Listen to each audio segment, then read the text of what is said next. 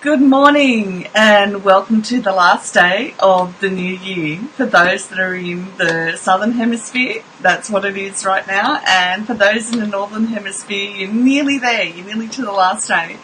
So I just wanted to drop by and give us some essentials that we can work with our therapist or with our trauma coach throughout the new year.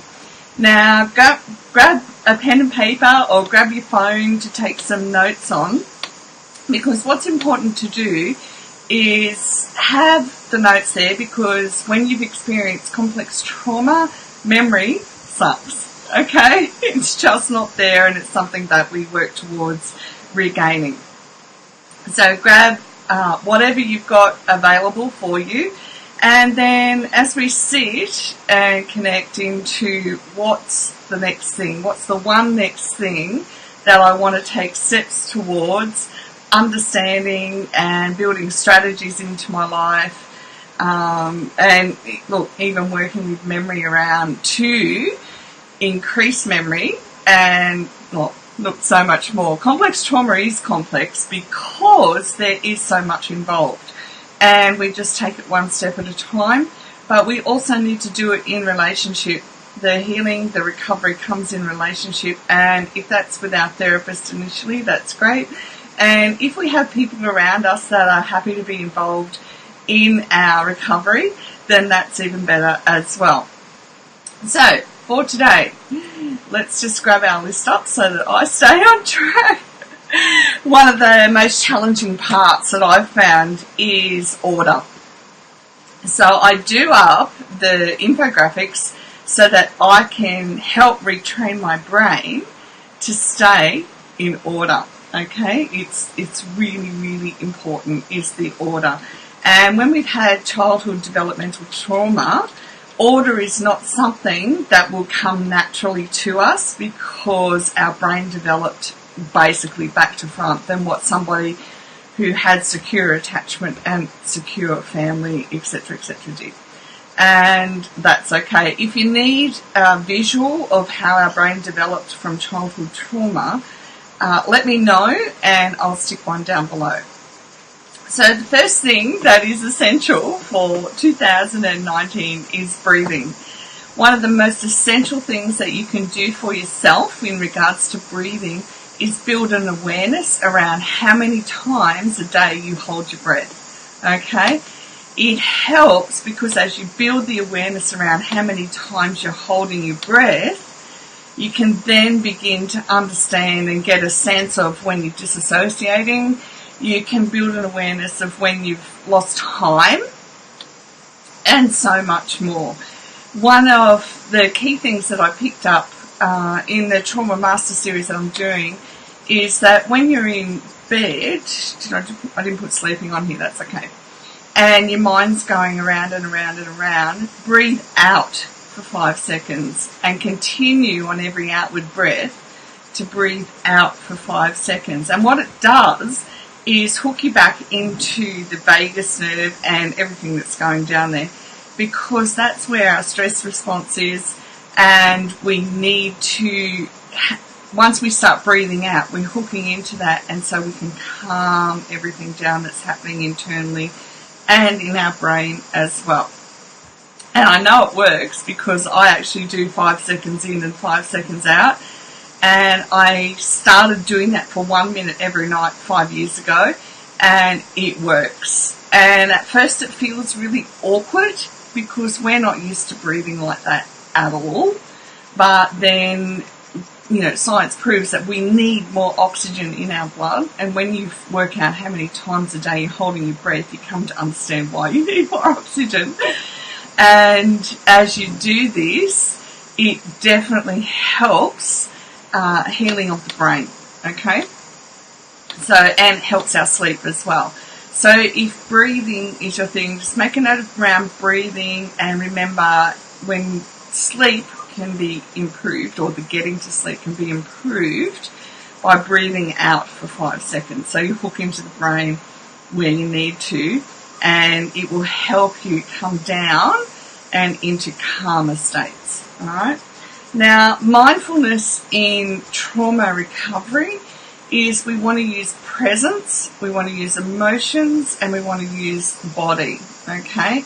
So we want to feel what's happening internally. We want to build an awareness. So it's not something that, I've just built my internal awareness overnight. No, it doesn't work like that. From complex trauma, we need to go, right, what am I feeling? So what is my emotion? What are my thoughts? What are my thoughts around what's happening at the moment in this present moment, okay? Where is the tightness in my body? And as we build this internal awareness, we do this specifically so we can learn how we're dysregulating in order that we can learn to flip it around into regulating, okay? So if you want to work with dysregulation and regulation, then speak to your therapist about it, okay? Now, language. We've got to learn the language in order that our brain can compute that there are significant things that we need to learn about our brain. And as we learn the language and we learn what we need to do to experience the difference and build a curiosity around the language as well, it helps us build a deeper understanding. It builds into us a sense that, okay, I understand it, I can go with this. Because if we don't understand it and our brain doesn't understand it, then it's just going to be like, what the hell am I doing? Where am I going? What's happening? And then it can be triggering as well. So we want to learn language around it, about what's happening for us.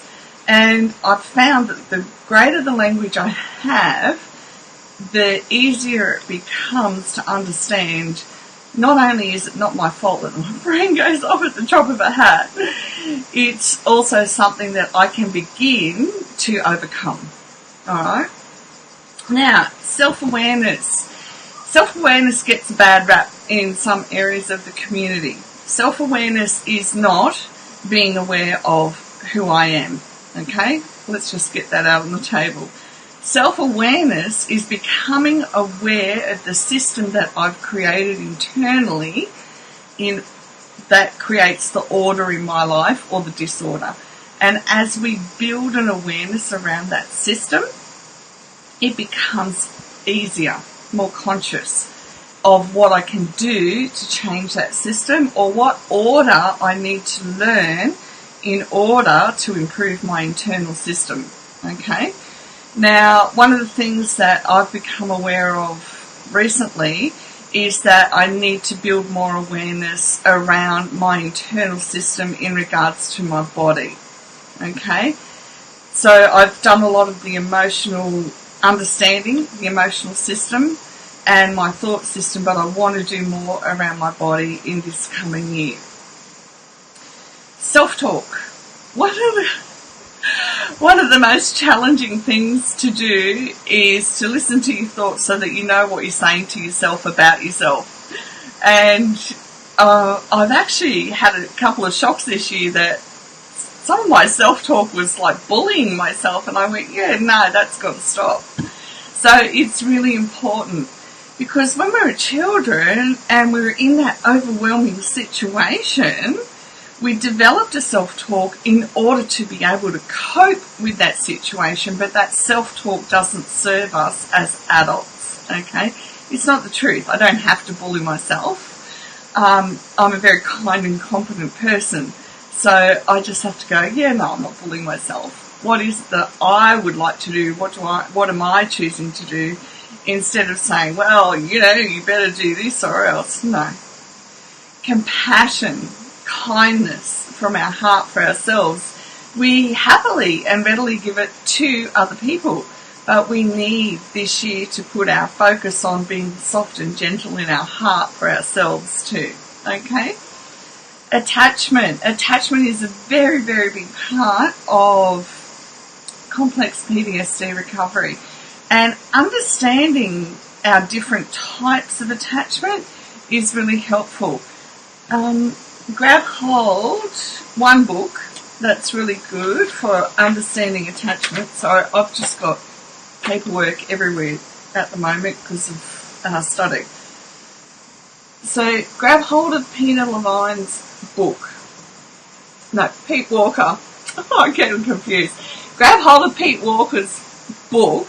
I've been listening to so many doctors, it's like, oh my goodness. Pete Walker's book goes into flight, fight, fawn and freeze responses, and if you've got codependence, you really need all the information that's in there about the fawn response.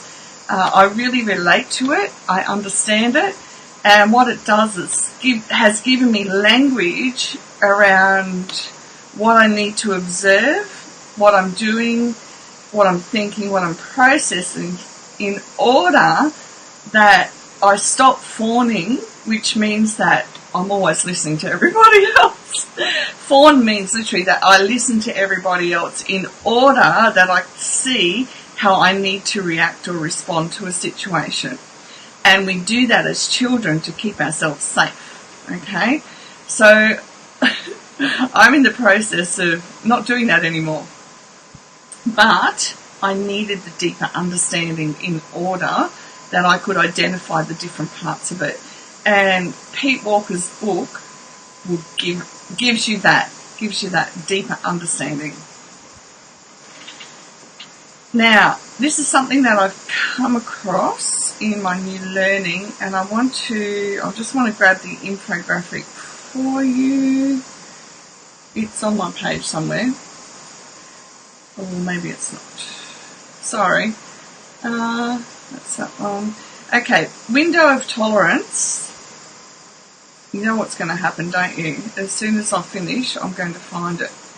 Okay, I want to talk to you about window of tolerance. It's very important in recovery because what we're wanting to do is increase our window of tolerance of our internal experience. So we want to expand it, because the more we can expand it, the more we can discover, explore, be curious about even deeper parts of us, in order that our body can let go of the tightness and the pain. We want to increase our window of tolerance around anything that's negative within us, in order that we can proceed to flip it around. And I don't mean flip it around, that's it. I mean, do the process internally of flipping things around, so we create a different procedure inside of us internally. And that's just one part. And I will go and get the window of tolerance, because it shows us how we move from either hyperarousal or hypoarousal, and we want to keep getting back into the window of tolerance. And it helps us do things like reduce our time when we're disassociating, coming off hyperarousal and hypoarousal, and understanding it. I want to thank you all for joining me this past year. It's been a definite journey. Jumping on and doing this is not something I find easy, but the fact that I help even one person learn language and a greater understanding about what happens around trauma, childhood development trauma, and the trauma we experience, means that I'm prepared to go out of my comfort zone every single time, because it will lessen the time that we're in recovery. I wish you a beautiful, beautiful New Year's Eve. My thoughts and prayers will be with you throughout this coming year. Feel free to come and join us in group if you would like a group of people who will cheer you all the way through this year. And for this year coming, I want you to always remember you're braver than you know. And as you step more and more into courage, you will experience just how brave you are. Blessings and dreams.